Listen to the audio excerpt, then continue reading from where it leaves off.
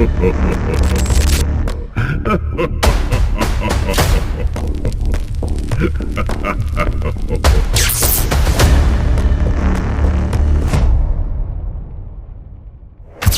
started as a cure, and that is how it always starts, because fear makes people rush, and rushing makes mistakes. And the virus was designed to fix broken minds, repair damaged nerves, and bring back memory to people who lost it, to injury and disease. And for a short time, it worked too well.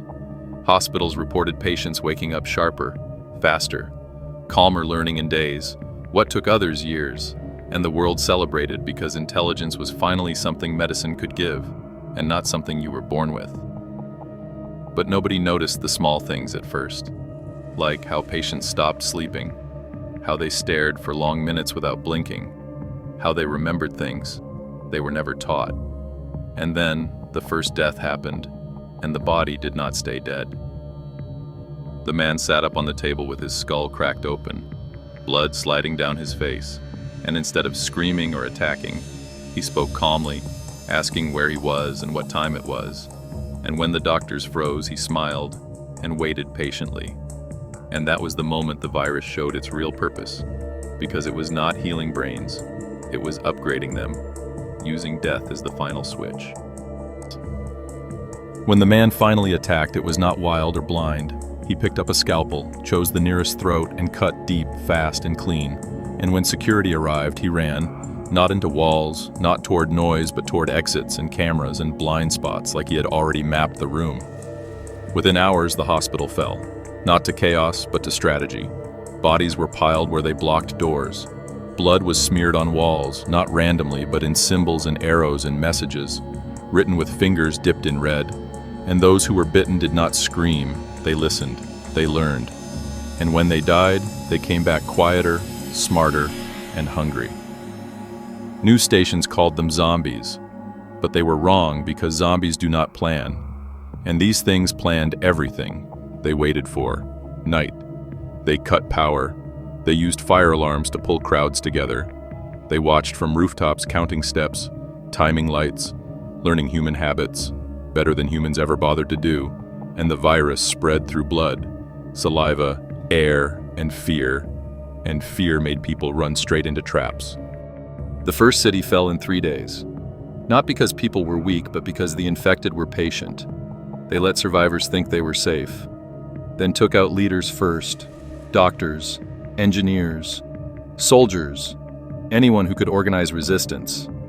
And they left messages written in blood, saying, "Learn faster or die slower." And people did not understand until it was too late that the virus was not just changing bodies, it was connecting minds. Every infected shared thoughts like a silent network. Every death added more data, more memory, more tactics, and the more they killed, the smarter they became. Survivors reported seeing zombies, reading signs, opening locked doors, using tools, even pretending to be injured.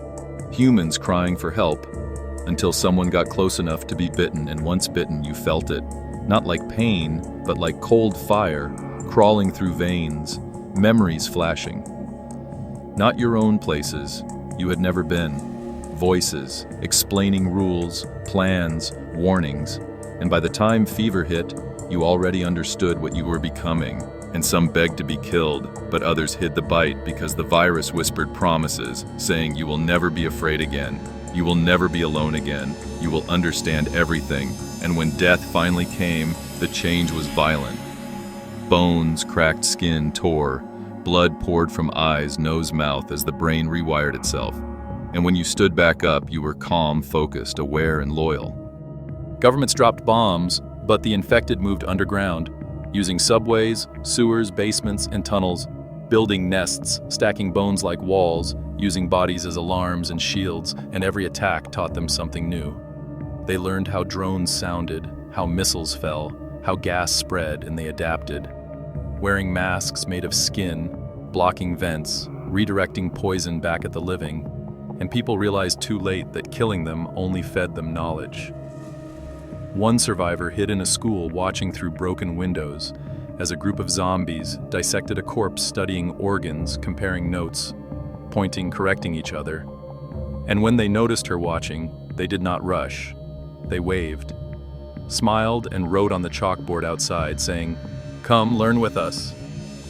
And she ran, because that was the worst part. Not the blood, not the bodies, but the intelligence behind dead eyes, the feeling that humanity was no longer the smartest thing on the planet. In the final days, broadcasts played one last message, warning people not to kill the infected but to isolate, because every death made the network stronger. But panic had already done its job, and the zombies were already everywhere, watching, listening, waiting. And when the screen went black, the message carved into the studio wall remained written in dried blood, saying, "We were created by your fear and fed by your violence. And now we are smarter than you ever wanted us to be." And somewhere in the dark, a million dead minds learned something new and planned the next lesson.